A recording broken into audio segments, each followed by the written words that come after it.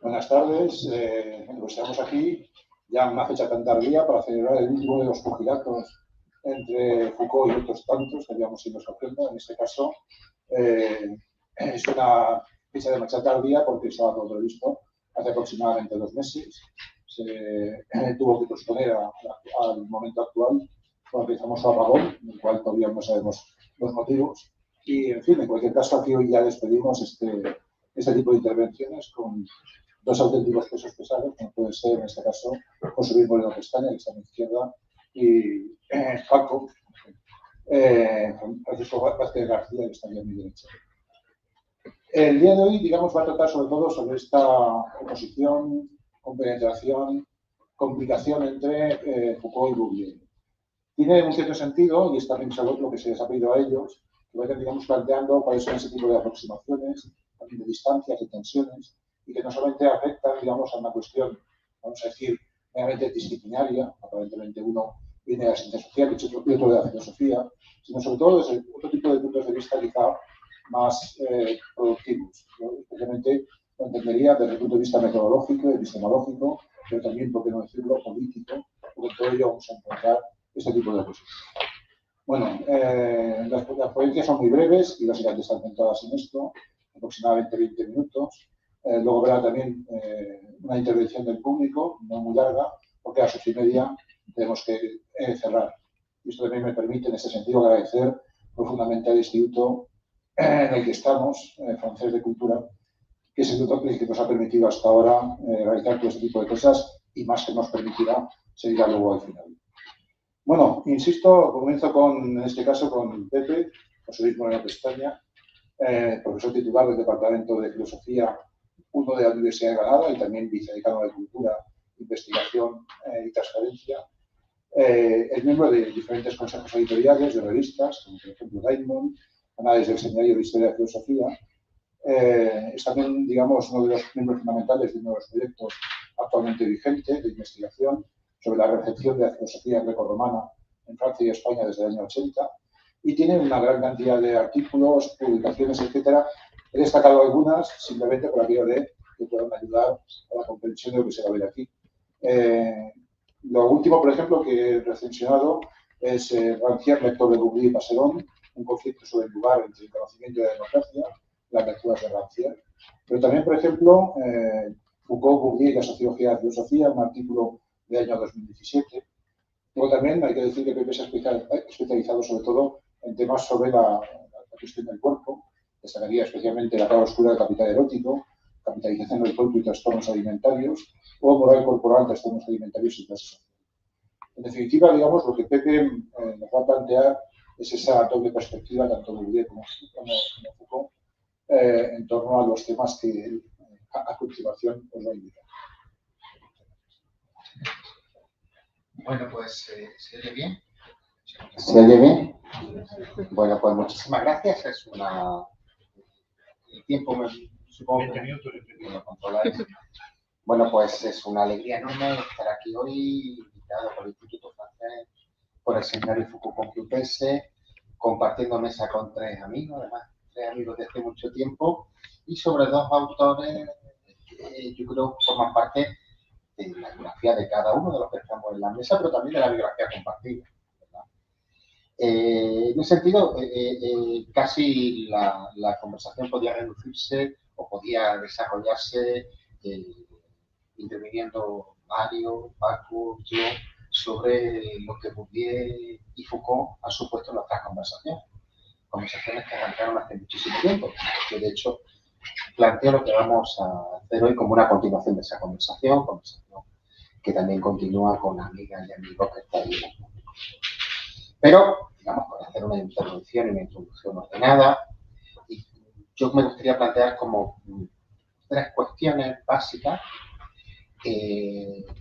Una tiene que ver con las relaciones entre Foucault y Bourdieu, tal y como yo las comprendo por sus textos, y también porque durante mucho tiempo yo he formado... ¿El qué? Ahí sí. Ahí sí. Y no solamente por sus textos, sino, digamos, porque forman parte de mi propia experiencia de investigación. Yo hice mi tesis doctoral sobre Michel Foucault, uno de cuyos codirectores era Francisco Vázquez, Paco aquí presente. Esa tesis se envió a Pierre Bourdieu y Bourdieu me invitó a hacer una estancia en el Centro de Sociología Europea, estancia que luego se convirtió, digamos, en una trayectoria de investigación muy larga, en la que, digamos, incluso tuve la previsión de convertirme en profesor en Francia y, digamos, mi título más alto, la habilitación para dirigir investigaciones en sociología, se hizo en la Escuela de Altos Estudios con una persona que había trabajado íntimamente con Bourdieu. Esto tiene el sentido de que lo que voy a contar reúne las lecturas que yo hago de Foucault y Bourdieu, pero también los comentarios, los debates, las discusiones a las que yo asisto dentro, digamos, de un espacio fundamentalmente vinculado a la figura de Pierre Bourdieu como era el Centro de Sociología Europea. Yo diría que entre Foucault y Bourdieu hay una coincidencia muy fuerte que no siempre se expresa alrededor de los temas que son fundamentales. Yo diría, por ejemplo, que el primer curso de Foucault en el Colegio de Francia, que ha trabajado también Rodrigo Castro, es un curso donde se plantea un modelo y análisis de los textos filosóficos que se parece extraordinariamente a la crítica, al comentario escolástico que Bourdieu, antiguo filósofo de formación, pero también yo creo que es filósofo de vocación en el ejercicio de la sociología. La crítica al comentario del texto escolástico está presente en Lecciones de la voluntad de saber. De hecho, Lecciones sobre la voluntad de saber es un texto sobre la emergencia de la verdad, a partir de las prácticas penales en la Grecia antigua, una memorable lectura de Dico Rey con la que se finaliza el curso. Pretende dar cuenta de ello. Y luego la estabilización de un tipo de comentario permanente de los textos a partir de la invención aristotélica, la invención de que en los textos de los filósofos está presente a la vez la verdad y el error. Hay una copertenencia entre la verdad y el error. Oscurecen tanto como iluminan. Lo cual permite que la filosofía pueda desarrollarse leyendo textos sin tener ninguna vinculación con el contexto en que los textos surgen, se consagran como textos filosóficos y son discutidos dentro de un campo específico de lo que es filosófico, ¿no? Esa primera aparición, digamos, de la emergencia de la filosofía está unida a una exclusión, a un enemigo interno a la filosofía que hay que expulsar, que es la expulsión del sofista. Esa expulsión del sofista luego tiene, digamos, muchas derivaciones en el campo filosófico, que es un campo que se constituye en buena medida eliminando los pecados él mismo, entre ellos el psicologismo y el sociologismo.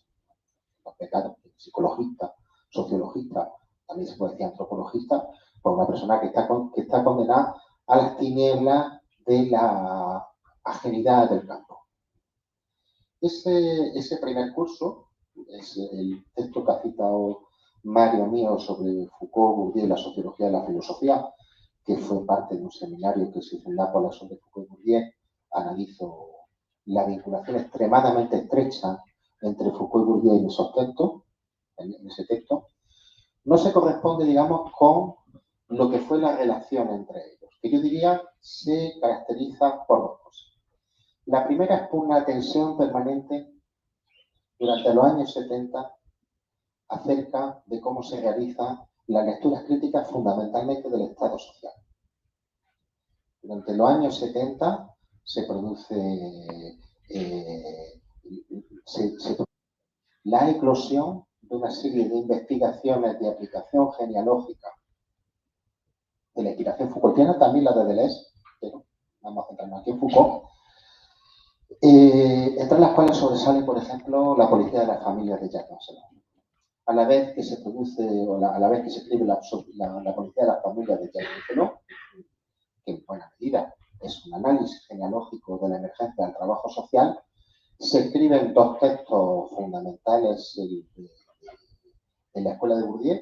Uno primero, de una joven investigadora que luego se convertiría en alguien tremendamente crítica con Bourdieu, Janine Berthet-Leroux, texto que se llama un libro que se llama El trabajo social, el trabajo social. y uno de los, sin duda, de los mejores trabajos de toda la escuela inspirada en Bourdieu, que es el libro de mi directora de habilitación, Francis Muel Dreyfus, El oficio.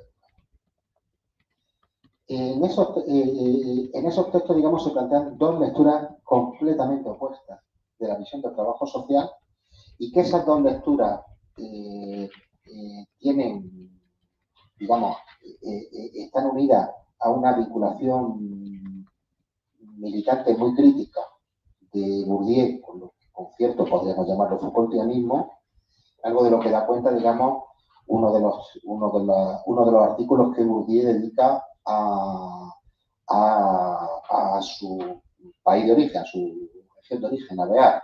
En uno de esos artículos, Bourdieu dice lo que hacen algunos, que consiste en encontrar 4 manuscritos al azar en la Biblioteca Nacional y decir que eso es genealogía, y con eso darle la lección a la pequeña burguesía de Estado, es una forma más de violencia simbólica.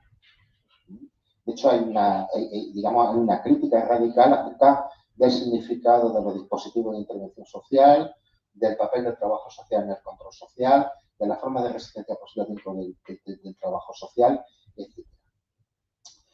Y yo creo que era algo que preocupaba profundamente a ese mundo. La prueba, digamos que solo tiene sentido geográfico y porque yo estoy aquí hablando, es que cuando yo llego allí, lo que me dice Rémy Lenoir es, como tú vienes de filosofía, no te metas en cuestiones teóricas, porque iba con un proyecto de investigación sobre Spinoza, el lenguaje y cosas de ese tipo, ¿por qué no hacen trabajo de campo sobre el trabajo social en mayo del 68?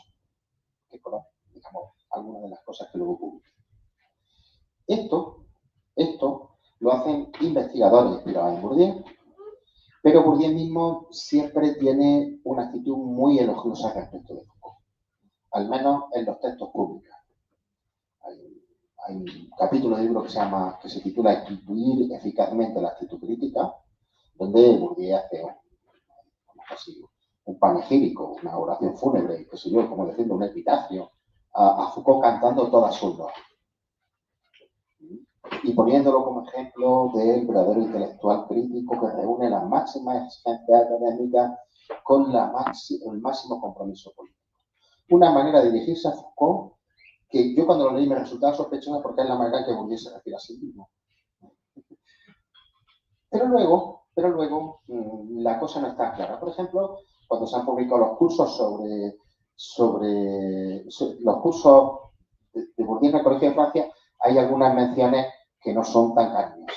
Hay una especialmente malévola, muy del humor plebeyo de Bourdieu, que es la que hace al final del curso sobre Manet, donde dice, bueno, esto está comentando, yo no sé, está comentando el cuadro de un impresionista que pinta un entierro, y que los entierros son un analizador sociológico excelente, porque tú en los entierros tienes todo el campo de relaciones en el que está una persona.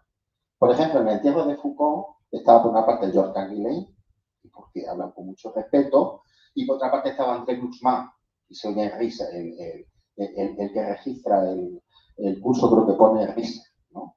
Que para Bourdieu es el ejemplo de intelectual despreciable, veleta política y degradación absoluta del campo intelectual. Es una forma de referirse, digamos, al campo de relaciones y de vinculaciones de Foucault extremadamente crítico, donde el mensaje es evidente. Por un lado tenemos al gran filósofo de formación, inspirado en lo mejor del racionalismo crítico francés, y ahí está Canguilhem. Por otra parte tenemos al filósofo de mercado, vinculado con lo más corrosivo de las modas académicas establecidas por el poder temporal, que hacen que al izquierdismo lo suceda un vendaval antimarxista, que llegaría, digamos, a extenderse hacia una derechización general del campo intelectual. Foucault. Cuando yo estuve allí, estaba publicando Convirtiéndose en Foucault, un amigo mío, que Jean-Claude Conversy, me propuso una entrevista con Daniel Defer. Daniel Defer, que es el compañero de Foucault durante mucho tiempo, en la entrevista, lo tengo grabado, yo le pregunté por Bourdieu. Y él me dijo, los coetáneos no se leen nunca. Se citan, pero nunca se leen. Hay un problema de mucha tensión nerviosa, además cuando son dos coetáneos tan próximos, como Foucault y Bourdieu me viene a explicar Daniel Defer. Dice, hay un solo libro, hay un solo texto de Bourdieu que se llama La Casa Cadí, que Foucault siempre lo citaba como uno de los textos más hermosos y más profundos que se han producido en su generación en Francia. Que es un texto que está escrito en el sentido práctico. La Casa Cadí o el mundo invertido. Esa es la primera cuestión. Luego la segunda cuestión importante, digamos, de la parte de Foucault, está en el famoso curso Nacimiento de la Biopolítica.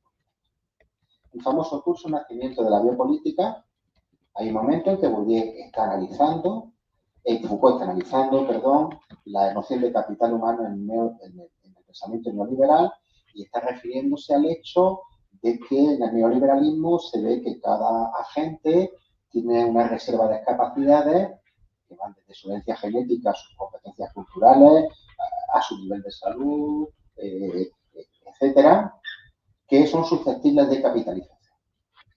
Está haciendo esa reflexión. Es una reflexión muy significativa y en la cual, digamos, el editor del curso nos comunica que Foucault tenía preparada un comentario referido a Bourdieu.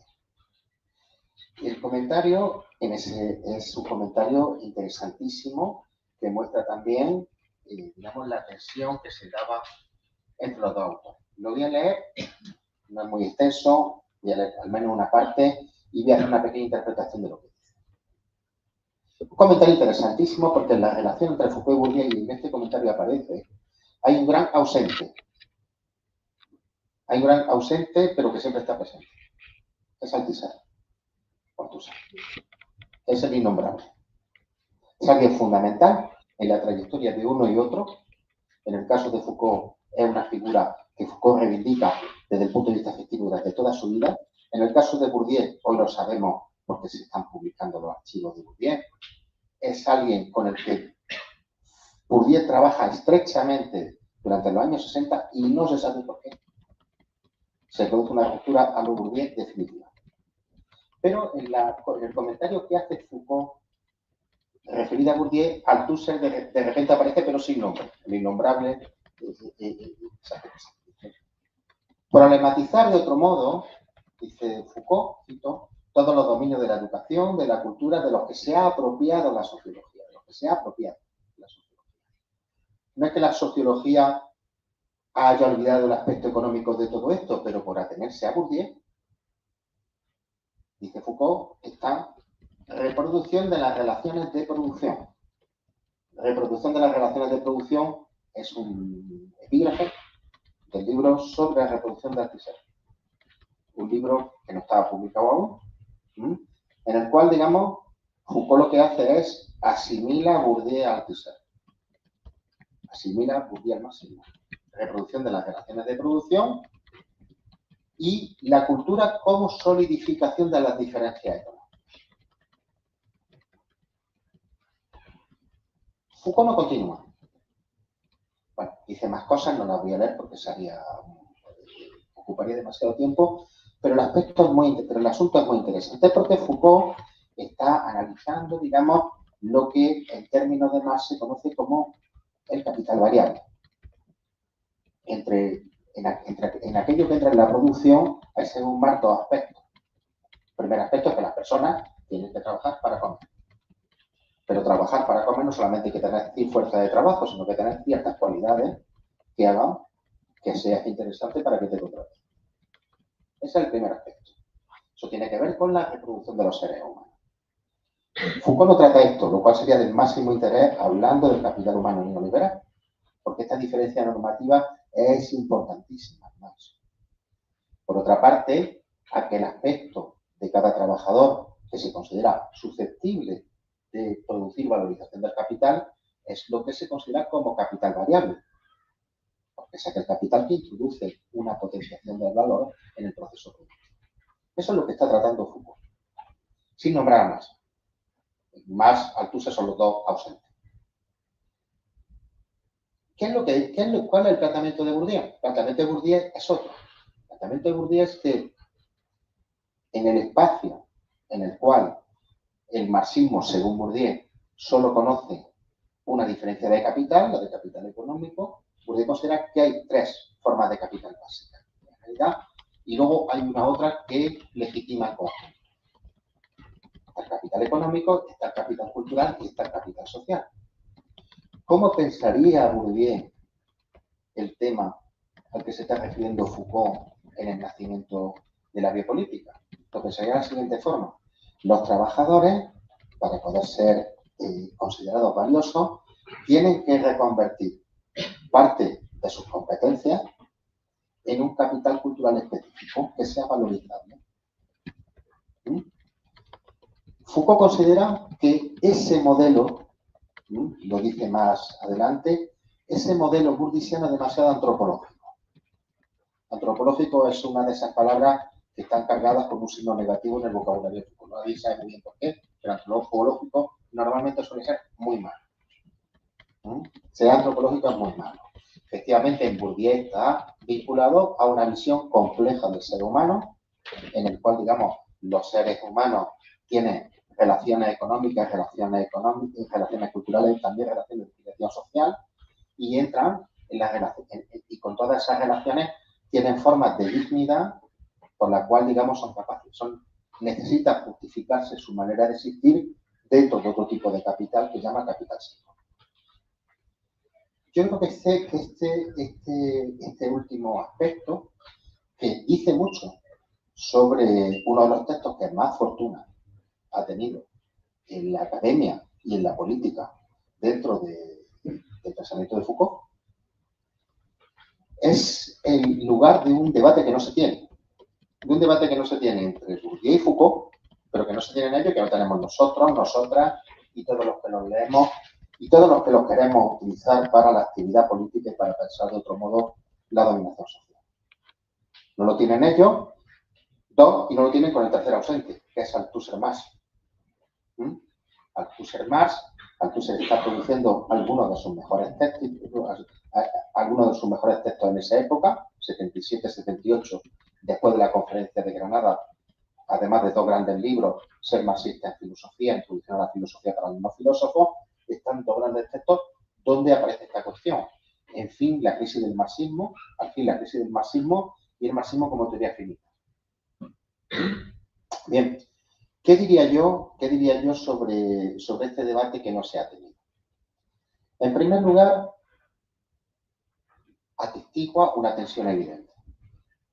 Si el análisis Foucaultiano sobre el neoliberalismo es verdad, el análisis que se podría proponer desde la perspectiva de Bourdieu genera muchas tensiones con el modelo de Foucault. ¿Por qué? Porque el modelo de Foucault ignora los procesos de reconversión extremadamente costosos que las personas tienen que hacer para introducir en su vida ciertas pautas culturales que sean consideradas valiosas. Ese aspecto es fundamental. Ese aspecto es fundamental y hace que no sea fácil considerar a los sujetos, a los agentes, como una especie de mercado de capacidades. Los procesos de reconversión, los procesos de adquisición por el que se cambia un tipo de cualidades en otra, son los procesos más difíciles en Bourdieu. Son los procesos en los que las personas se lastiman, ven transformada lo que era su visión de sí misma, se ven abocados a incorporar pautas que no son las pautas que habían adquirido en su formación primera. Los maravillosos libros sobre Argelia, del primer Bourdieu, del joven Bourdieu etnólogo, el desarraigo, nos cuentan la violencia que sufren poblaciones campesinas cuando tienen que entrar en territorios industriales que suponen una gestión del cuerpo y una gestión de las relaciones familiares absolutamente distintas a las que tenían en su región de origen. No basta con sacarlo a las personas del campo y meterlas en bloques para que se comporten como trabajadores industriales, sino siendo personas que cuidan de su abuelo, que tienen una relación con los primos, que tienen una visión del tiempo que no es la visión del tiempo de la fábrica, etc. Ese proceso de reconversión, un proceso de reconversión costosísimo, que introduce una negación absoluta de la posibilidad de que la utopía neoliberal funcione. Segundo elemento importante es la confusión en esto, tanto en Bourdieu como en Foucault, y aquí nos vamos a los ausentes, entre la diferencia entre convertirte en un empresario de ti mismo, algo que se ha convertido en una especie de emblema del pensamiento crítico inspirado en Foucault, y la posibilidad de convertirte en un capitalista de ti mismo. Dos cosas distintas. Yo puedo querer convertirme en un empresario de mí mismo. Yo puedo querer hacerlo. Está la segunda parte de que yo tenga éxito. Una de las cuestiones fundamentales de convertirse en empresario de uno mismo es que eso supone un combate brutal con otro, y una de las personas una de las clases sociales que más sufren en la competencia capitalista son los empresarios, muchos de los cuales son eliminados masivamente. Eso es algo que en Marx y Engels existe muchísimo. Una cosa es querer convertirse en empresario de uno mismo, que es hacerme valioso dentro de un espacio para que se considere que lo que yo tengo que ofrecer es susceptible de proporcionar beneficio a otros agentes, y esos agentes que tienen poder me metan dentro de su espacio. Eso es una cosa.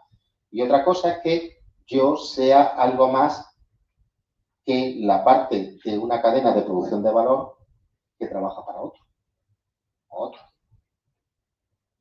En segundo lugar, eso no significa en absoluto que yo pueda empezar convirtiéndome no en empresario, el empresario es una cosa y el capitalista es otra, sea capaz de iniciar ciclos de explotación donde introduzca a los demás en pautas repetidas de extracción de beneficio, ya sea en el terreno económico, ya sea en el terreno cultural, ya sea en el terreno social. Esa cuestión es, yo creo que de una importancia enorme. Esa cuestión es de una importancia enorme, acabo en un minuto, porque está, digamos, nos pone en relación con una cita a la que todavía no hemos acudido. Voy a poner aquí benjaminiano para acabar, que Benjamin siempre queda bien. Esa cita a la que no hemos acudido es una discusión cuidadosa de el enfrentamiento feroz, teóricamente, que se expresa en esta cita de Foucault, en el que luego Bourdieu no entra, porque no conocía la cita o porque por razones de gestión del prestigio académico, Bourdieu lo que decía en privado no lo decía en público. En esa cita también hay una relación con los dos ausentes, esto del ausente parece que estoy hablando de José Antonio Primo de Rivera, pero aquí los dos ausentes que son Althusser y Marx. En ese sentido, yo diría debate y combate de la filosofía francesa para el futuro. El debate, combate, Bourdieu, Foucault, Althusser, Marx, tiene que ser, tendremos que valorarlo dentro de unos años. Muchas gracias.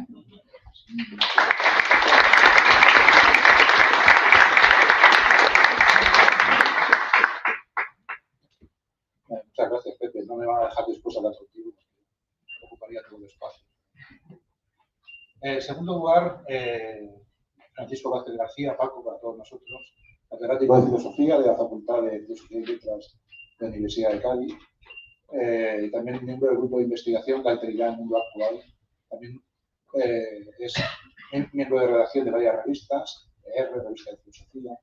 También ha sido becado en varias ocasiones, tanto en universidades francesas como brasileñas. Es también, digamos, un especialista en filosofía contemporánea, tanto española como francesa, en historia cultural, especialmente de la sexualidad. Y sobre este tipo de temas tienen una gran cantidad de libros, hasta 20 he contado yo, y numerosos artículos en revistas internacionales.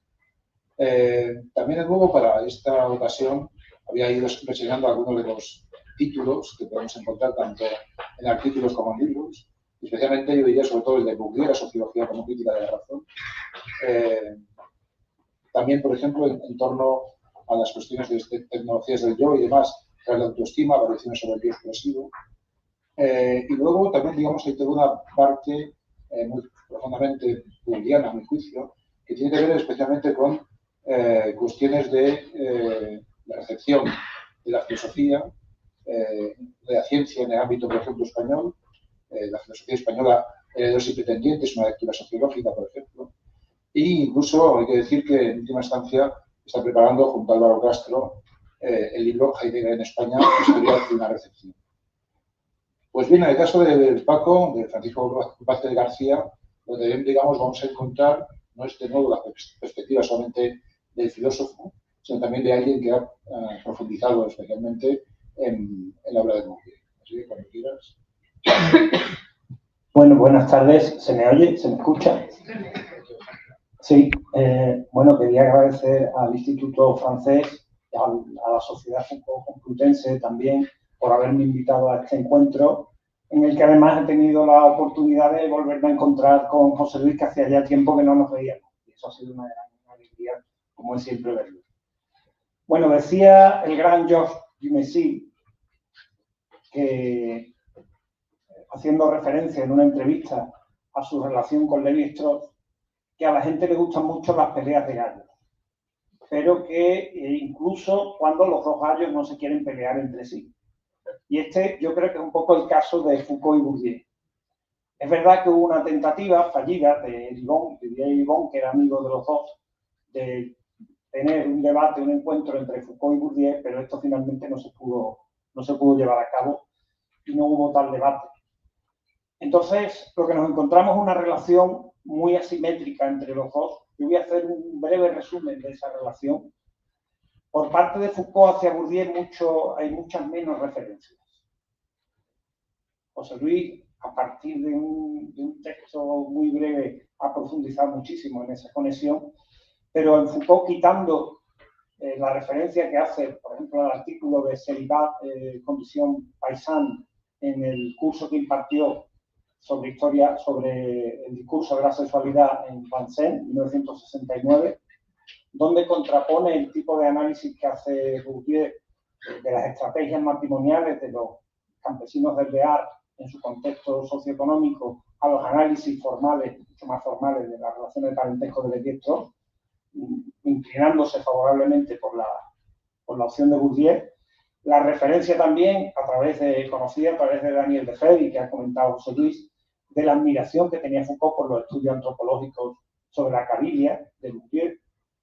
Quitando esto, hay una alusión muy general, bueno, hay el texto que acaba de comentar José Luis, y hay una alusión muy general también a la incidencia que Georges Canguilhem tuvo sobre lo que Foucault estima como una de las corrientes intelectuales más importantes de su época, que es la sociología, dice, de Bourdieu y Passeron.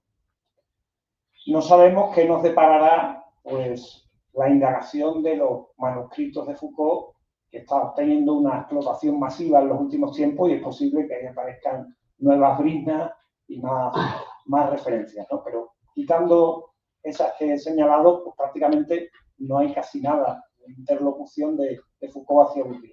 Sin embargo, de Bourdieu hacia Foucault hay todo un corpus que está constituido en su mayor parte después de la muerte de Foucault. Hay algunas alusiones antes de la muerte de Foucault, pero muy puntuales. La mayoría la encontramos tras el fallecimiento de Foucault, incluso las referencias en los cursos que hace hoy día, los cursos del Collège de France, que se están publicando. Y son, por una parte, 5 textos de homenaje situados desde el día después de la muerte de Foucault, el artículo de Le Monde, que publica Bourdieu el día después de fallecer Foucault, hasta el 2001 se publican 5 trabajos. Ahí en ese corpus lo que tenemos son, lo ha señalado también José Luis, pues una posición de homenaje y de reverencia, de apertura de Bourdieu hacia lo que representa el pensamiento de Foucault. Son textos necrológicos también, en cierto modo. Yo de ahí resaltaría sobre todo cómo Bourdieu hace frente común con Foucault a mediados de los 80, poco después de la muerte del filósofo, en el momento de ese giro neoconservador al que José Luis también ha aludido, del campo intelectual francés, contra lo que se bautizó o bautizaron Ferry y Renaud, que son representativos de ese giro neoconservador, como la pensée 68, el pensamiento 68. Bourdieu, frente a la pretendida rehumanización y retorno al sujeto y recuperación de los valores del liberalismo, de este giro del neoconservador, hace valer la tradición de la filosofía crítica del sujeto de los años 70, destacando la posición de Foucault. También hay una referencia a la importancia, relevante a la importancia que tiene la historia, los trabajos arqueogenealógicos de Foucault como una contribución a la historia social de los conceptos, como elemento de crítica digamos, de la adopción dogmática o universalista de los conceptos, que es característica de la tradición filosófica. Y hay también una referencia a una convergencia política entre Foucault y Bourdieu, que tuvo lugar en el año 81 con ocasión del golpe de Jaruzelski en Polonia, donde ambos, vinculados también, entraron en relación con el sindicato, con la Confederación del Trabajo, la CFDT, frente a la actitud del gobierno de Mitterrand, que era más bien proclive o más bien favorable al gobierno de Jaruzelski en ese momento. Quitando esto, tenemos, es decir, habría por una parte todos estos artículos de homenaje, de reconocimiento de Bourdieu y Foucault, y luego habría toda una serie de intervenciones críticas, que son mucho más dispersas. Las encontramos con tamaños además muy distintos, desde una nota a pie de página hasta un desarrollo relativamente extenso, y esas intervenciones críticas yo creo que nos permiten medir tanto las distorsiones que de la lectura de Foucault pudo hacer Bourdieu, como también los elementos fecundos que hay en esa crítica. Y los podemos clasificar en varios motivos. Yo lo voy a presentar muy brevemente. Hay en primer lugar toda una serie de críticas de tipo metodológico, críticas que se refieren por una parte al análisis del discurso, que están presentes, por ejemplo, en las reglas del arte, en el curso sobre Manet, al que ha hecho alusión José Luis, también en las meditaciones pascalianas, donde Bourdieu critica la excesiva autonomía que Foucault presta al discurso y su preferencia por un análisis de tipo estructuralista del discurso, donde la relevancia la tiene el análisis de las regularidades de los productos discursivos, pero Foucault deja a un lado completamente a los productores.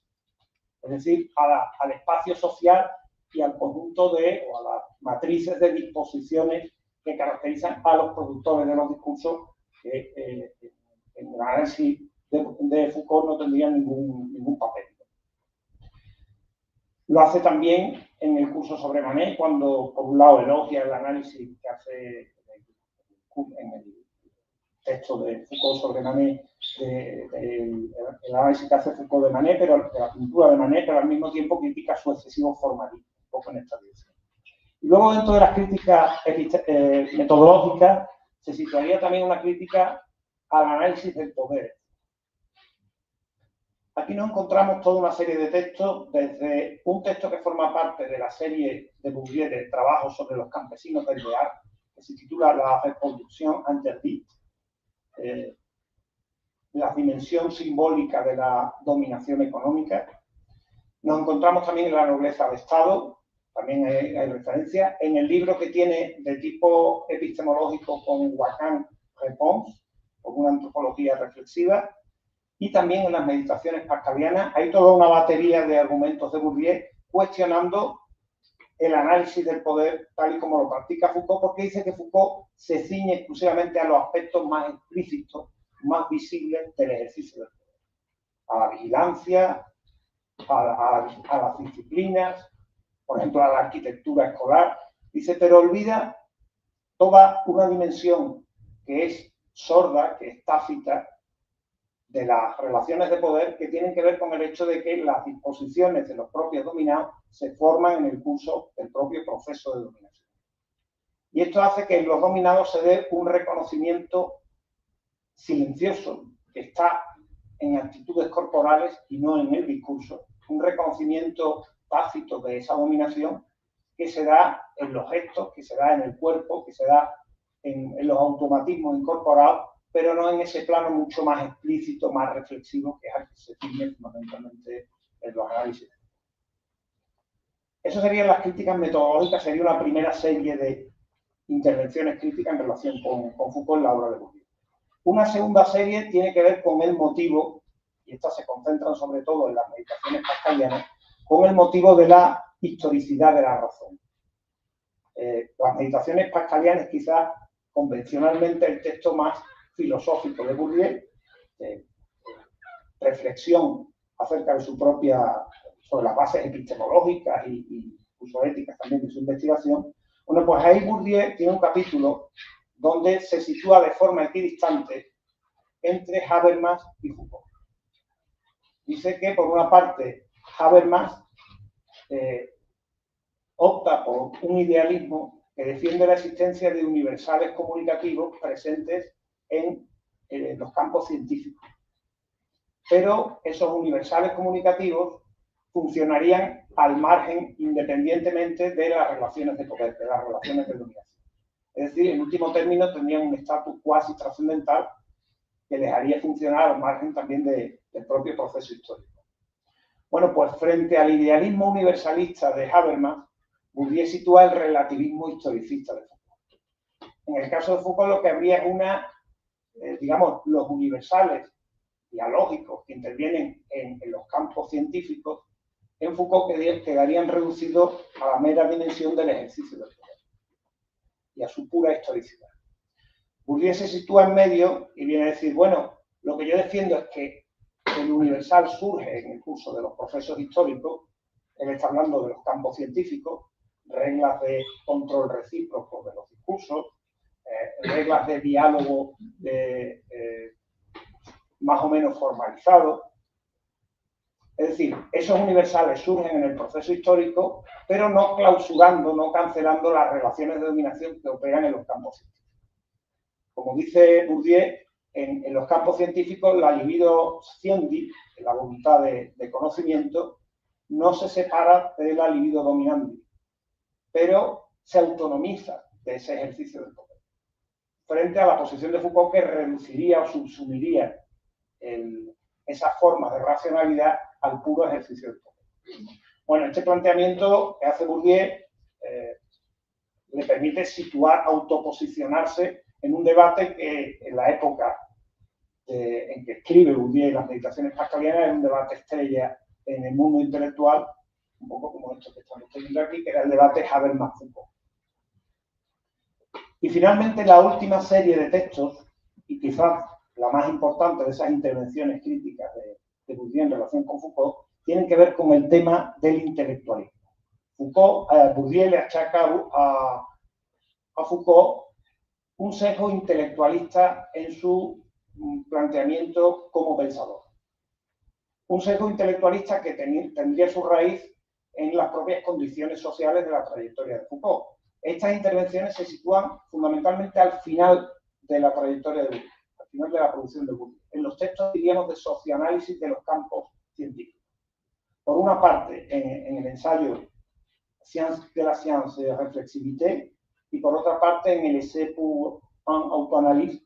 El primero se publica en el 2001 y el segundo se publica póstumamente. El segundo es un autosocioanálisis que Bourdieu practica de sí mismo. Claro, ahí se encuentra inmediatamente con Foucault, porque como señaló antes además José Luis, son trayectorias muy próximas. Son trayectorias muy próximas. Como digo, estas intervenciones críticas, en general las intervenciones de Bourdieu sobre Foucault se sitúan después de la muerte de Foucault, pero las intervenciones críticas incluso arrancan un poco más adelante, de finales de los 80 más o menos. Hay alguna cosa que nos encontramos en los cursos, yo estoy revisando los cursos, a mediados de los 80, pero fundamentalmente a partir de final. Bueno, pues este argumento de la crítica al intelectualismo de Foucault tiene que ver con el hecho de que, desde la perspectiva bourdieusiana, Foucault analiza las prácticas en su dimensión puramente reflexiva, en su dimensión teórica.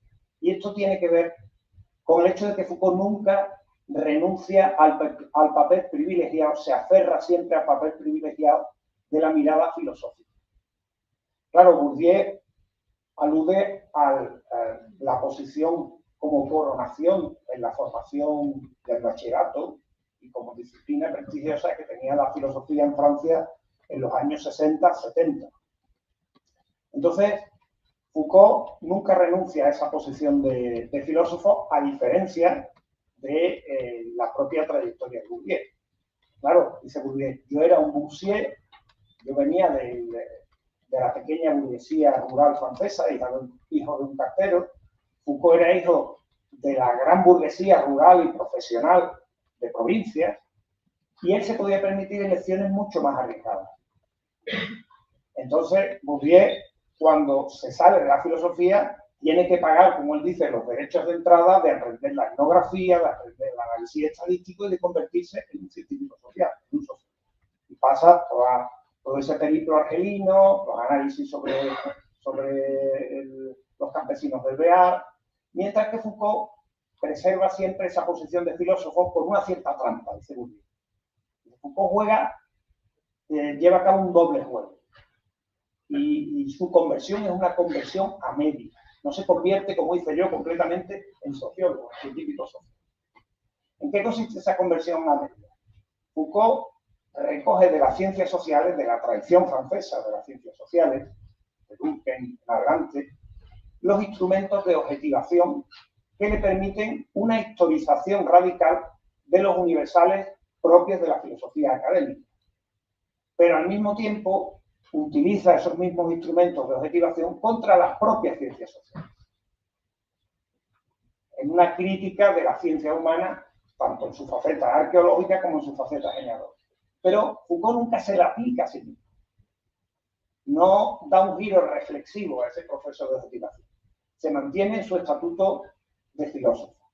Y esto le lleva a un cierto intelectualismo, a una comprensión de las prácticas en su faceta reflexionada. Por eso Foucault hablará de las problematizaciones. Foucault lo que lleva a cabo es una historia del pensamiento. Lo que hay en Bourdieu más bien es una sociología de las prácticas, o una historia social de las prácticas. No una historia del pensamiento que privilegia los discursos, privilegia el lado más explícito de la acción. Y esto le lleva a una serie de sesgos. Por ejemplo, no darse cuenta, y esto conecta con la crítica, una vez más, al análisis del poder en Foucault, no se da cuenta de la violencia sorda que no llega al plano del discurso, que procede de la diferencia, de la desigualdad de las condiciones materiales de existencia. La violencia, como decía Bourdieu, violencia simbólica, que viene del orden de las cosas. Por eso, la dimensión de las desigualdades sociales en Foucault tiene un papel muy secundario, completamente eclipsado en relación con la libertad, el papel que tiene la libertad. Algo propio de la posición, esa posición intelectualista. Le da mucha primacía al ejercicio de la libertad, pero sin percatarse de que la libertad depende de esas condiciones de desigualdad en las condiciones materiales existentes. Entonces, el argumento, la crítica del intelectualismo se proyecta en esa diferencia entre una historia del pensamiento y una historia de las prácticas sociales. Y tiene una traducción concreta en algunos errores que un discípulo de Bourdieu, que es Loïc Wacquin, señala, y en esto conecto con el tema parte del tema que ha tratado antes José Luis, que es el tema del neoliberalismo, en el análisis de las políticas criminales. Foucault pronostica una suerte, y esto se ve muy claramente en el nacimiento de la biopolítica, de declive de las técnicas disciplinarias por la aparición de la gubernamentalidad neoliberal. ¿A qué se debe eso? A que fundamentalmente las políticas criminales las lee a través de textos. ¿De qué textos? De los textos de Gary Becker sobre la política penal. Pero dice Loïc Wacquin, pero lo que ha ocurrido en la realidad, no en los discursos del neoliberalismo, sino en la realidad de las políticas sociales del neoliberalismo, es que las políticas welfaristas basadas en el subsidio y la redistribución, en el caso que estudia además Wacquin, que es el caso de Estados Unidos, se han convertido en políticas penitenciarias, donde, bueno, los individuos afroamericanos tienen más probabilidades de ingresar en la cárcel que de ingresar en la universidad. Entonces, claro, el pronóstico del declive de las tecnologías disciplinarias está basado en un privilegio de los discursos, en ese sesgo intelectualista de los análisis. Con esto termino, no sé si... Con esto termino, es una especie de diagrama breve de esas escalas de de Foucault sobre Bourdieu y sobre todo de Bourdieu sobre Foucault, que yo creo que nos permiten seguir ahondando en el debate. Porque es verdad que hay distorsiones de lectura en Bourdieu, pero en otros aspectos yo creo que son justas esas críticas hacia Foucault. Bueno, muchas gracias.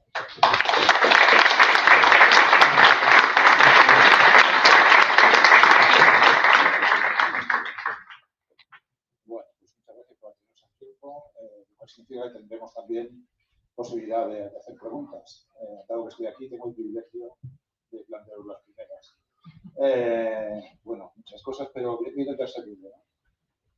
Lo primero, digamos, sería insistir quizá también en no solamente las divergencias, sino las convergencias, en las que me temo que habéis insistido poco, ¿no? Por ejemplo, una de ellas sería quizá la convergencia que podemos encontrar entre Bourdieu, su socioanálisis y las tecnologías del yo por parte de Foucault. Y cómo podría eso, por ejemplo, ser resuelto en términos precisamente de una convergencia. Lo que nunca pasa aquí. Bueno, ya que has sacado el tema metodológico, epistemológico. Sí. Está la cuestión de las tecnologías del yo y está también el tema de la historicidad de la razón al que antes he aludido. Yo creo que Bourdieu marca más de la cuenta las diferencias en ese tema con Foucault de lo que es justo, por así decirlo. Porque Foucault señala que aunque muchos saberes se originan en matrices tecnopolíticas, también llegan a dotarse de sus propias normas epistémicas de autocorrección. El caso, por ejemplo, de la fisiología en el nacimiento de la clínica. La fisiología nace, como la propia clínica, de la transformación institucional de la medicina entre el siglo XVIII y el siglo XIX, pero se va a dotar de autonomía respecto a esa transformación de tipo político-social. O cuando dice, por ejemplo, en Vigilar y Castigar, que los saberes empíricos del siglo XVIII, como la botánica, la mineralogía, surgen a partir de la enquete judicial, de la indagación, que es una tecnología de poder. Dice, pero acaban dotándose de sus propias normas epistémicas de autorregulación. Claro, Foucault no hace una enmienda a la totalidad de los saberes como reducibles absolutamente a las técnicas de poder.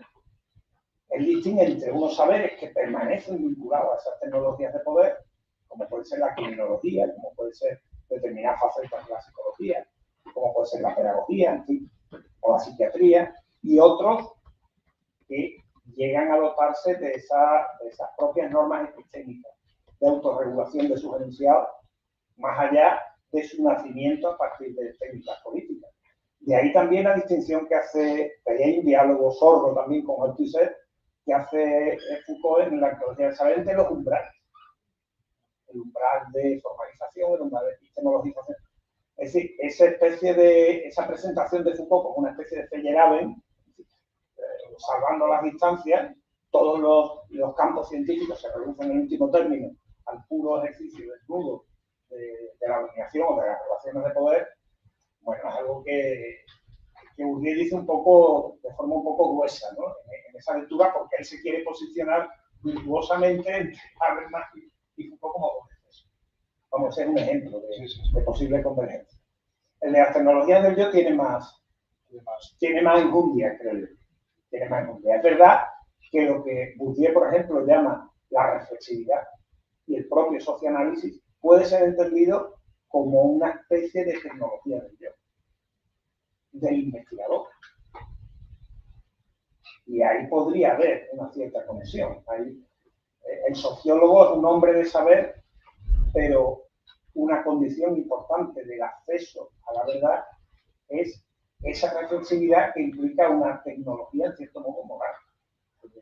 Sobre sí mismo, de practicar la objetivación, algo que según Bourdieu lo hizo Foucault, con uno mismo. Con uno mismo también. Sí.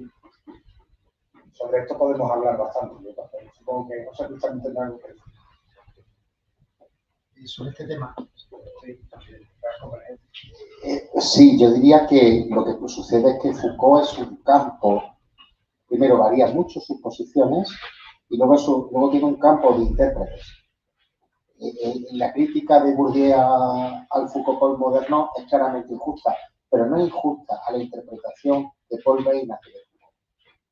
¿Y cómo se escribe la historia? Foucault revoluciona la historia. ¿Cómo se escribe la historia? Foucault revoluciona la historia, que es el libro del historiador, especialista en el mundo grecorromano, Paul Bain. Es una lectura, por otra parte, interesantísima en sí misma, pero extremadamente feyerabeliana de Foucault. Creo que es muy importante comprender a Foucault y a Bourdieu no como autores, sino como campos, en los cuales, lejos de actuar siempre de manera coherente, van emitiendo diferentes posiciones, no siempre bien articuladas. Luego le queda el trabajo a los pobres idiotas que nos dedicamos a leerlo, es buscar la coherencia. Para eso podemos estar toda la vida escribiendo sobre ellos, en el cual, digamos, hay un campo de interpretaciones. Entonces, yo diría, Foucault postmoderno, no, aparte es absurdo, pero como bien has señalado, una de las cosas de la que sí estoy contigo, Foucault es una persona que defiende siempre la especificidad de la ciencia. El antilicenquismo de Foucault es algo que está enraizado en sus traumas de joven comunista que soporta la barbaridad de las dos ciencias, la ciencia burguesa y la ciencia proletaria, en lo que se llama como el licenquismo. Eso es cierto. Pero hay unos intérpretes de Foucault, a los que Foucault, de alguna manera, concede crédito, no lo discute, que sí permiten esa lectura que hace Bourdieu. ¿Qué diría eso? Sobre las tecnologías del yo sería muy largo, no sé.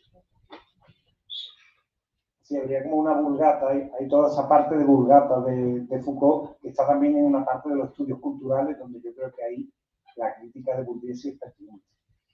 Y yo diría, digamos, que si nosotros hacemos la serie de tomas de posición de Foucault, muchas no son fácilmente coherentes, muchas dependen de contextos que podemos unificar en el texto escrito, pero que lógicamente no funcionan.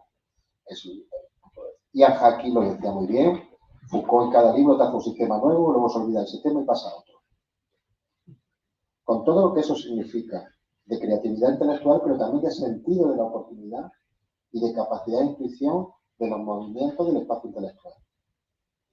Al ser el análisis que hacemos, un análisis completamente descontextualizado en la mayoría de los casos, esas modificaciones nos parecen las modificaciones de un espíritu que se autocorrige o que va avanzando en dimensiones cada vez más fascinantes, en fin, lo que se quiera decir, cuando constituyen referencias específicas a un movimiento que se está produciendo en el entorno intelectual francés.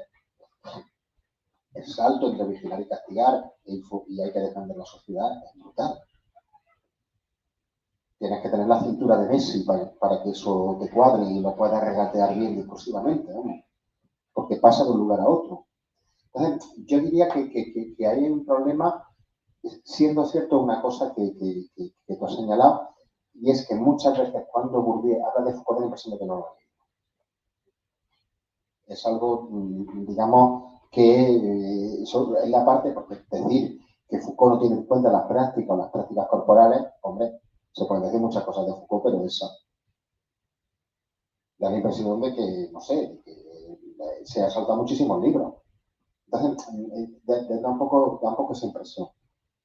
Yo diría también que si extendemos en el análisis de los nombres propios a una red de pensamiento, comprenderíamos mejor cuáles son los conflictos que están presentes. Por ejemplo, el conflicto anticiencia humana es un conflicto que está acompañado por la reconversión masiva de antiguos militantes de extrema izquierda, muchos de ellos con formación filosófica, durante los años 70, al campo del derecho, al campo de las ciencias sociales, al campo de la psiquiatría y de la psicología. Para Bourdieu eso era una aberración. Y era gente que no pagaba el derecho de entrada mínimo para poder considerarse un intelectual. Y su izquierdismo muy pronto se iba a girar en otra cosa. En eso fue un profeta. En eso fue un profeta. Porque era un ejemplo, decía él, del poder cada vez mayor que los medios de comunicación, el poder económico las escuelas de comercio, las escuelas de marketing tenían en el ambiente intelectual. Sí, bueno, una cosa más para ir, le damos la palabra al público. Yo creo que ha señalado una cosa central, que es la diferencia en la forma de creación teórica de Foucault y Bourdieu. Bourdieu crea un sistema estable de conceptos que va desarrollando y va generalizando, ampliando, rectificando, pero se mantiene básicamente estable, mientras que Foucault va cambiando el programa conceptual, efectivamente, casi de un libro a otro. Hay una diferencia radical entre uno y otro. Me gustaría ahora dar paso a preguntas.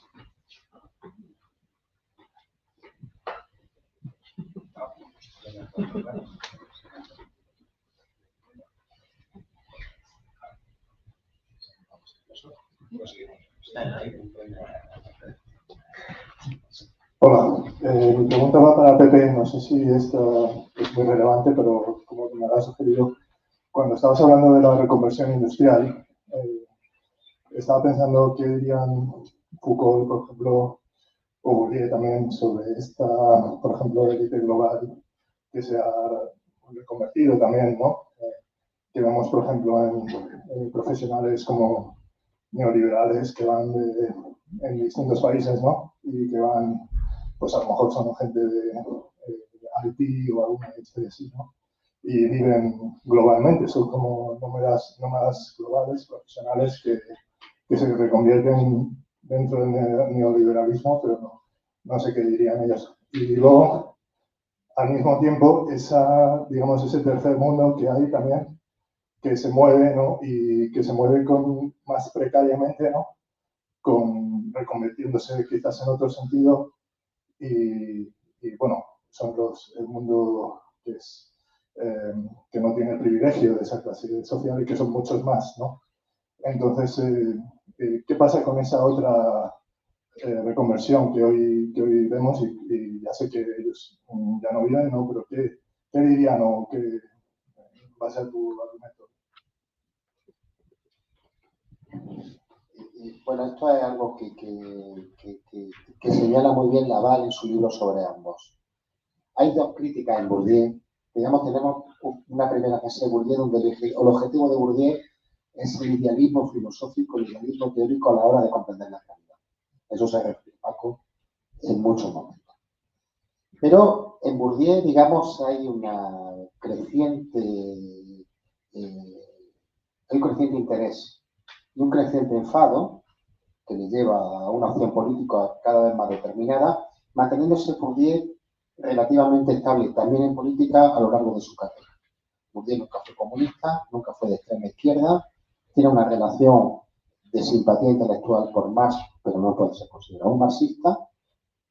Forma parte yo creo que forma parte de una tradición interesantísima, que es la de un socialismo específicamente francés, que tiene vertiente republicana y vertiente libertaria. Instituir eficazmente la actitud crítica está presidido por una cita de Bakunin, de crítica a la democracia. No, pero habría que hacer la genealogía específica del tipo de socialista que era Bourdieu, que no es un socialismo marxista.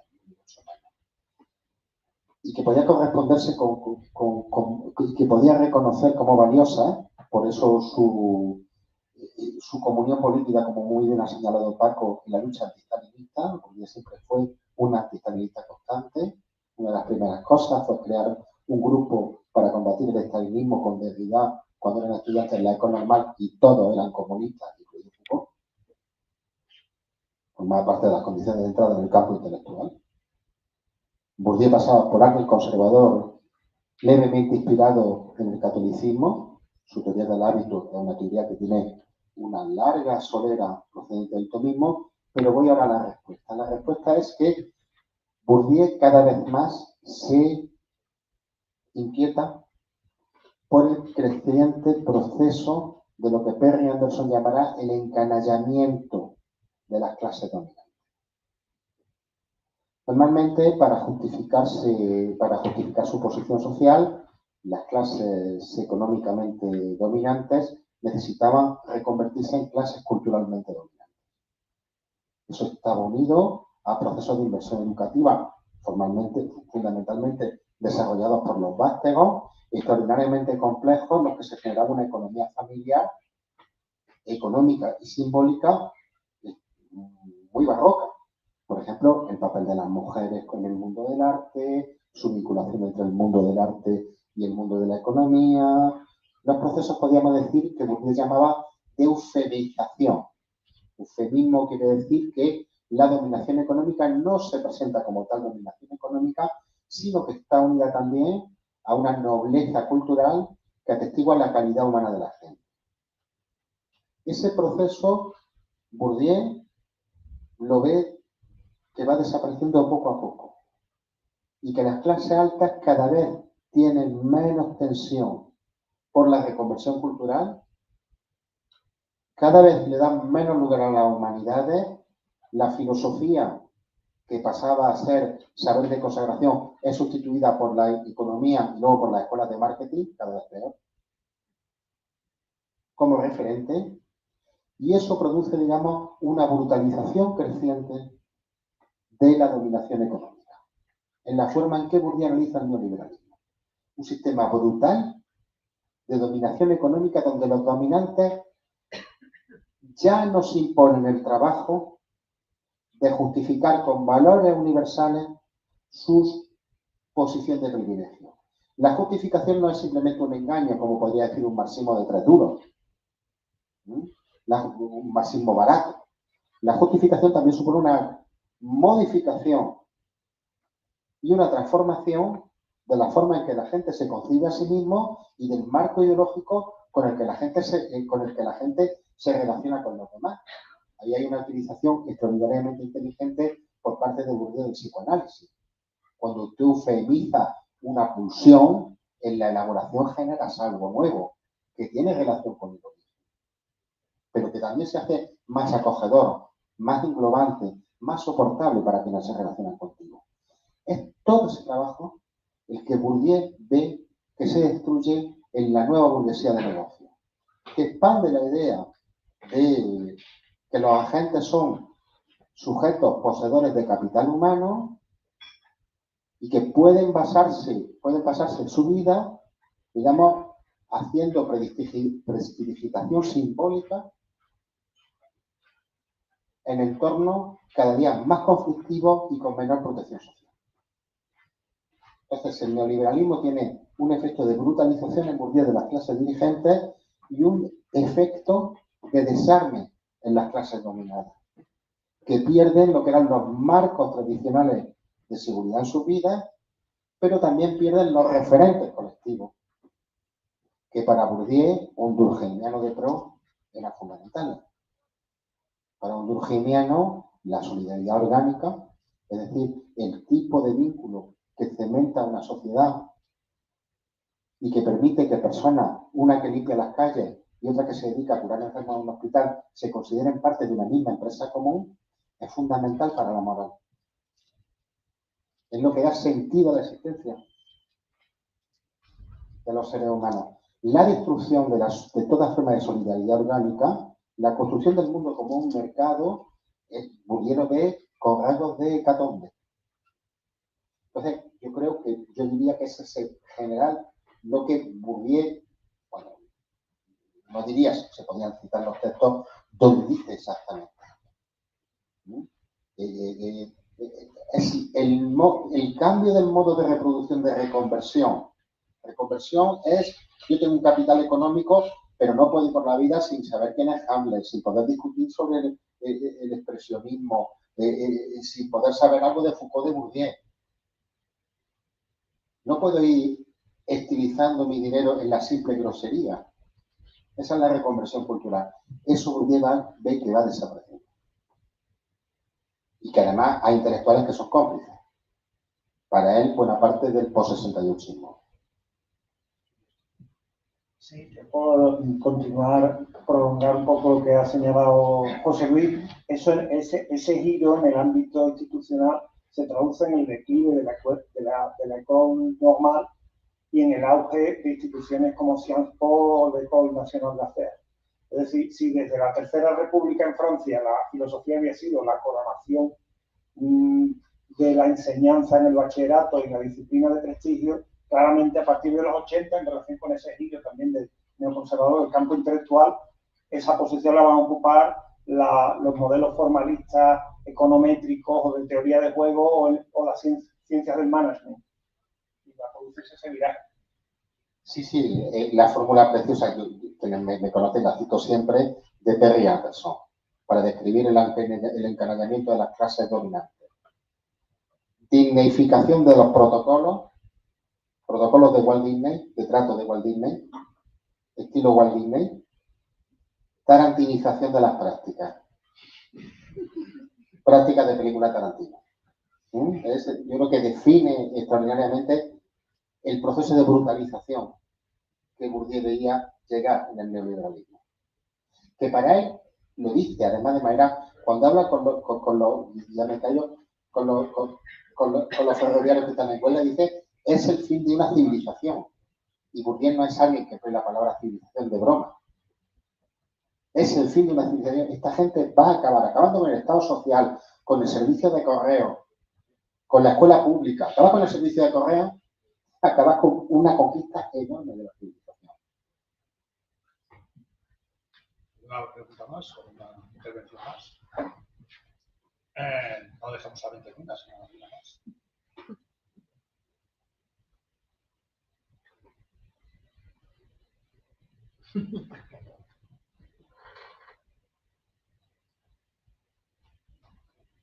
Bueno, pues entonces sí, intervengo yo. Sí que tenía alguna otra cuestión más que plantear y que tiene que ver con este último.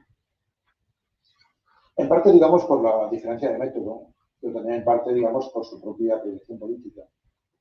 En toda esta cuestión, en toda esta aceleración del modelo neoliberal que ambos ven, con una transformación brutal de individuo en Homo economicus, yo sí que encuentro, por lo menos en Foucault, digamos, una cierta visión que no encontré en absoluto en Bourdieu. Y es, ante todo, el carácter que Foucault atañe o atribuye al modelo neoliberal, que es un carácter creativo.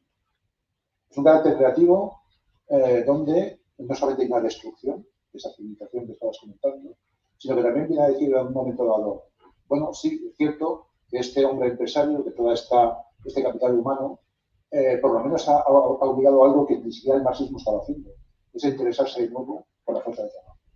Es analizar, de cierta forma, cómo funciona la fuerza de trabajo en términos reales, en términos prácticos, y entonces a partir de ahí plantear, digamos, una innovación terrible, la innovación afirmativa.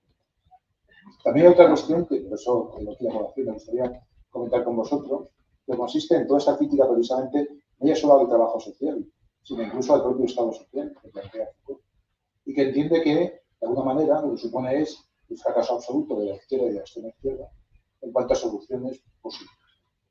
Toda la insistencia, digamos, en lo molecular, en lo molecular que él plantea, cuestionando de alguna manera lo molar que puede existir en criterios del Estado social, viene a insistir en la necesidad de unas nuevas bases, que por supuesto no las plantea, una nueva reconfiguración o conceptualización de la política que ya no se puede basar en los modelos anteriores del Estado social. No sé qué podéis decir al respecto, y algo que el resto del público no dice nada. Es algo que habla que también no tiene nada. Pues en esa temática yo lo que creo es que Foucault tiene una perspectiva mucho más corta por una cuestión ideológica, porque muere antes. Entonces él, la implementación de las políticas neoliberales realmente no las pudo ver. Él sí se planteaba el problema de que no existía una gubernamentalidad, decía, socialista. Y en ese momento el socialismo en Francia lo representaba por una parte el gobernante, que era Mitterrand, y por otra parte todo el grupo de Michel Rocard, toda la gente que venía de un socialismo más autogestionario, al que Foucault estaba entonces más próximo. Bourdieu tiene una perspectiva mucho mayor y tiene otra consideración, por supuesto, del papel del Estado, y le da otra relevancia al papel del Estado social. Porque, como antes estuve señalando, en Bourdieu es clave las condiciones, las diferencias, las desigualdades, las condiciones materiales de vida y el papel que el Estado, incluso el Estado republicano ha tenido a la hora de corregir esas desigualdades, a pesar de toda la crítica que hace Bourdieu a la meritocracia republicana, ¿no? Y a la escuela republicana, en la reproducción y demás. Pero yo creo que hay una diferencia de perspectiva que también tiene que ver con la temporalidad. Están situados, también tiene que ver con las trayectorias sociales diferentes de Bourdieu, que hace a Foucault mucho menos sensible a esa dimensión de la desigualdad que en el caso de Bourdieu. Entonces resulta, quizás sería un poco injusto comparar el diagnóstico del neoliberalismo de Foucault, si hablamos de Foucault, otra cosa si hablamos de Foucault como un campo, eso ya sería otra cuestión. Si hablamos de Laval, por ejemplo, es como parte del campo Foucault. Pero si hablamos de Foucault como autor, yo creo que sería un poco injusta esa comparación, porque claro, el nacimiento de la biopolítica es un texto que se escribe casi en el mismo momento que se comienzan a implementar esas políticas en Gran Bretaña, en Estados Unidos, en Chile, de alguna manera, fundamentalmente. En fin, no sé si... Yo diría, bueno, no es ningún secreto que yo no tengo especial simpatía por los análisis del nacimiento de la biopolítica. No tengo ninguna simpatía cuando habla del marxismo, de la sociología que no reconozco, lo que allí se dice. Evidentemente Foucault era un genio y en todos los casos encontramos algo plausible y hay personas inteligentísimas que inspirándose en Foucault han hecho análisis de lo que yo he aprendido mucho. Bueno, como yo eso ya lo he contado, no me voy a reiterar sobre el tema. Creo que nunca he perdido más amigos en la vida intelectual que cuando escribí sobre eso. ¿No? En la vida intelectual, oye, en la vida personal, gente que me dejó de hablar. Luego la gente se ríe de los beatos de la Macarena, pero tela, los beatos de una vida intelectual construida en torno a la reverencia constante de autores. No sé por qué la gente se ríe de la Macarena, lo pensaba yo viendo la noticia antes de venir. Pero sí diría, hay un elemento importante, yo creo que hay un elemento importante de conexión entre los dos en la crítica a la tecnocracia. Que parte, digamos, de un juicio epistemológico extremadamente elaborado en los textos de Foucault sobre la psiquiatría. Toda la matriz de crítica a la ciencia humana está en Foucault desarrollada en el poder psiquiátrico y en el curso y en los anormales. ¿Por qué? Porque la psiquiatría, la medicina social juega un papel de primer orden en las profesiones sociales. Y no se digamos la elaboración de Foucault me parece de primera magnitud, como la que nunca hizo Bourdieu, como la que yo creo que nunca ha hecho nadie, porque son los grandes textos de Foucault, que Bourdieu están asumidos de una forma más general de denuncia no tanto de los sistemas epistemológicos como de los procesos por los cuales esos sistemas epistemológicos sirven para ignorar los conflictos sociales. Yo diría que es una perspectiva un tanto más gruesa. Ahí, digamos, hay un autor maravilloso, pero mejor que ambos dos en su trabajo, mucho mejor que ambos dos, que es Robert Castel. El psicoanalismo, el libro sobre la historia del salariado, es un autor de primera magnitud. Es además un autor que trabaja con ambos, y que además yo tuve la suerte de escucharlo un par de veces y de estar cerca de él un par de veces y de hablar. Es una persona divertidísima y que además tenía una reflexión sobre ambos también muy interesante. Un día le preguntaron si él se consideraba un maestro y dice, mira, yo he conocido tres verdaderos maestros, que son Deleuze, Foucault y Bourdieu. ¿Y saben lo malo de los maestros? Que luego tienen discípulos y no vean. Lo malo de los maestros es que luego tienen discípulos, así que yo prefiero no ser maestro, ¿no? Yo me remitiría en esa conexión y retomando lo que señala Mario, a los grandes trabajos de Robert Castel, que tienen entidad propia por encima de Foucault y Bourdieu, pero que obviamente están inspirados en ambos dos y en Deleuze y Guattari.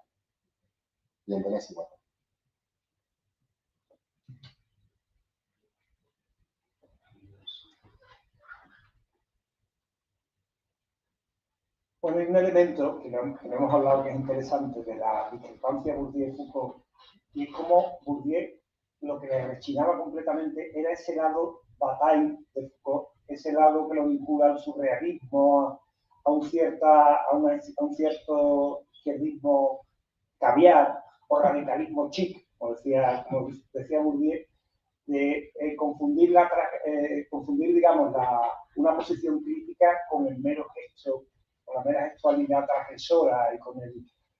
Yo creo que eso le rechinaba. En Foucault, claro, hay una encrucijada donde hay un encuentro de dos vías. Por una parte, la que representa la historia epistemológica de la racionalidad, que es Bachelard y Canguilhem, que de ahí viene también Bourdieu, pero por otra está la beta surrealista, por así decirlo, o de esa tradición de batalla literaria.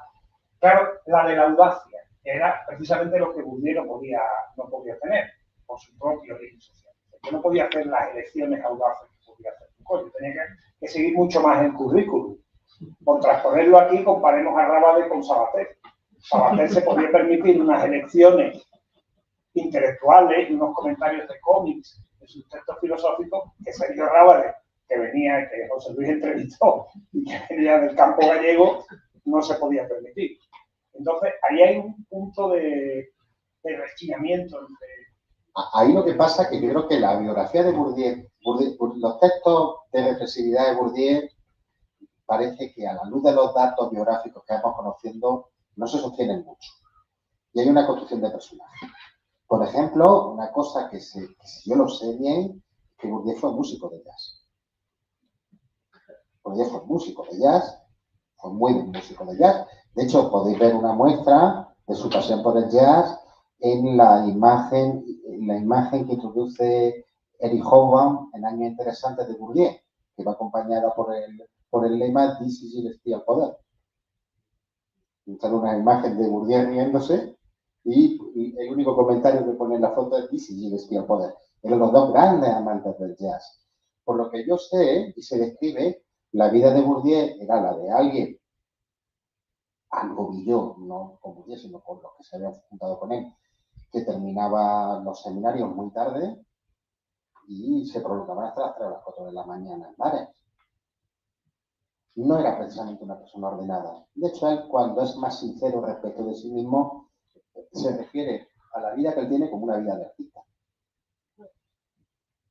Por la cual explica la vinculación con el hermano de Lew Boltanski, con Christian Boltanski. Bourdieu conoce a Lew Boltanski, colaborador, crítico, luego arrepentido por la crítica, en fin, las sucesivas trayectorias de Lew Boltanski, como hermano de Christian Boltanski, con el que le une una amistad muy fuerte. Entonces, yo diría que, siendo cierto lo que tú señalas y formando parte del acervo que nos podemos construir, que no hemos sido burdisianos, eso no se compadece bien con lo que vamos sabiendo de la vida de Bourdieu. Yo creo que incluso quizá la vida de Foucault fuera tremendamente más ordenada que la vida de Bourdieu, que tenía el aspecto de una especie de situación de efervescencia colectiva donde del trabajo de campo se pasaba al seminario y del seminario se pasaba al Víctor. Esto no es algo que hereda, cuando un colectivo se ha formado con alguien, hereda. Entonces, terminar tarde no es el tipo de cultura académica a la que estamos habituados en España, en absoluto. Y habría que ver si la biografía aparece finalmente, que nos explique cuál es el asunto al que él se refiere tangencialmente, oscuro, que le ennegrece completamente la vida y que le hace salir de ese mundo. Lo cual es también muy interesante.